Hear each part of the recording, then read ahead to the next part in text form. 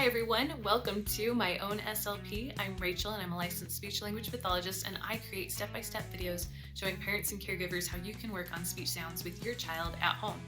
Welcome to Tip Tuesdays, where I show you different ways to make this process fun and engaging. I want parents to know that when working on the different speech sounds, it doesn't have to consist of sitting down and just doing drills with our kids. In these tips, I will show you different ways that you can work on the sounds in just about any setting throughout your day, especially during play and in daily routines. And in some ways, we can do this without our kids even realizing that we're working on the different sounds. So remember to hit subscribe so that you're sure to see each of these tips coming out each Tuesday. In today's tip, I'm going to show you how you can practice your child's speech sound while you're reading books. So if you can, try and find a book that has your child's sound that reoccurs several times, hopefully on each page if possible, but if not, that's okay. Just try and find one where the sound is repeated multiple times. Books that have a repeating phrase can be really helpful. So for example, if I am working on the W sound with a child, something like this where it says, I went walking, what did you see? Where you're getting the W in there.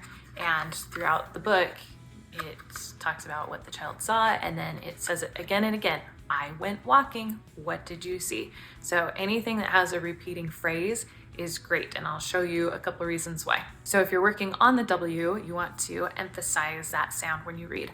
I went walking, what did you see? And so whichever level you're working at on the sound with your child, if you are just practicing having them hear you say it over and over, then you can emphasize the sound. And if you want them to practice saying it, especially a book like this where it repeats over and over, you can say, I went, and wait for them to say walking. Because after they've heard it multiple times, then they start to anticipate what is going to be said. So, I went.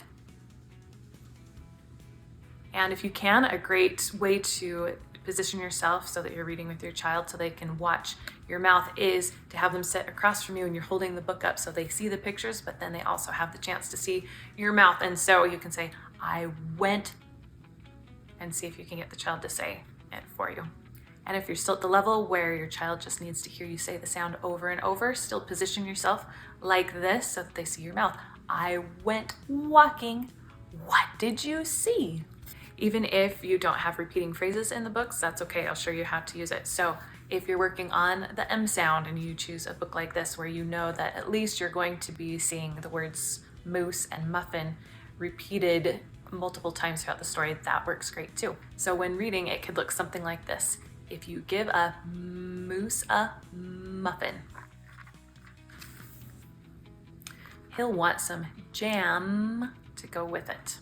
If you've read a book like this several times, you could also try just saying part of the phrase and leaving a word off for your child to fill in the blank. So you could say, if you give a moose a, and I like to emphasize that visual cue so that I'm kind of prepping them to say the sound, but I don't say it, but they're seeing that motion, but they're seeing that cue, and so that helps them get their articulators in place. So if you give a moose a, and see if they can say it for you.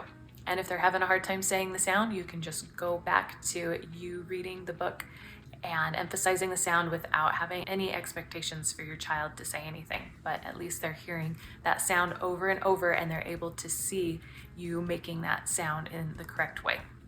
So there you have it. There's an easy way to get a little bit of practice in with your child where they are hearing and seeing the sound produced correctly. And if it works out, you can have them practice saying it a little bit too.